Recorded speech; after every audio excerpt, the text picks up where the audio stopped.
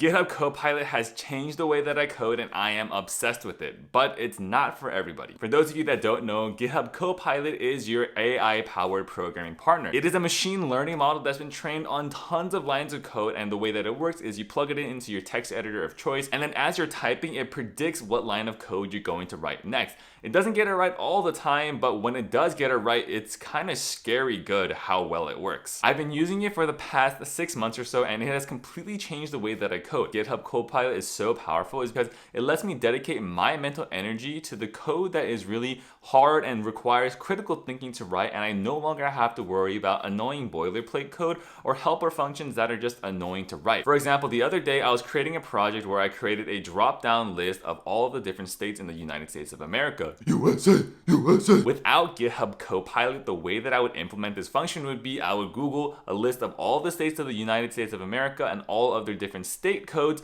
and then import that file into my VS Code and then render it all out. But now with GitHub Copilot, I can actually write out this entire function just by writing a comment saying, write a function that creates a list of values of every single state in the USA, and it automatically generates a list of all of the states that I need. Copilot lets me focus on the tasks that are actually important and not on these annoying little tasks that take a lot of time but are still important for the project. Another example of when this is super helpful for me is when I'm writing functions to write a certain piece of data into a database. Once again, on the previous project that I was working on, I built it on top of Supabase, which is like an open source Firebase alternative. I have a video up here in the corner if you want to learn more about it. And with any API that you use, there's going to be some boilerplate code that is needed to write data into a database. With GitHub Copilot, it's smart enough to detect a pattern of what the database field name is like and what the actual JavaScript variable that holds that field name is in my code. For example, all of my database fields within Supabase are snake cased, and then in my JavaScript code, how I represent those Supabase database fields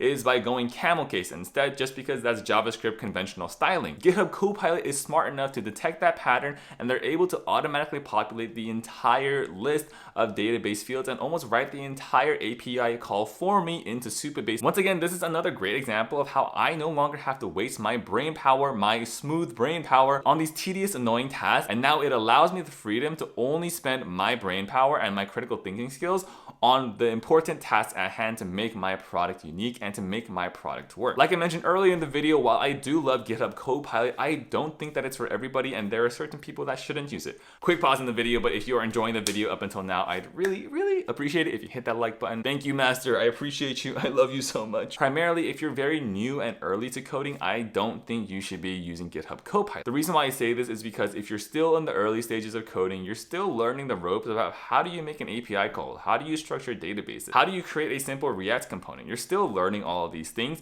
and sure, GitHub Copilot can automatically populate that for you, but it is something that you want to get your first like 10,000 hours of reps in. You want to make sure that you can get those reps in so you actually know how to do it in your head, because worst case scenario, let's say one day you can't afford GitHub Copilot anymore, or for some reason your school or your employer says you're not allowed to use GitHub Copilot. Well, you're gonna run into an issue where you're no longer actually gonna know how to write code. GitHub Copilot is a great tool for the folks out there that already know how to code, that already know how to build software, and they just wanna write software, ship new products, and write code a lot faster. But if you're actively learning how to code, you're still trying to remember the basics, definitely avoid GitHub Copilot. It's gonna ruin that learning experience for you, and you're much better off in the early stages getting your 10,000 reps in, making sure you know exactly what you're doing. That's about it for today's video. Hope you enjoyed it, and if you enjoyed the video, make sure to like the video and make sure to hit subscribe as well. Once again, thanks for watching, and I will see you in the next one. Peace.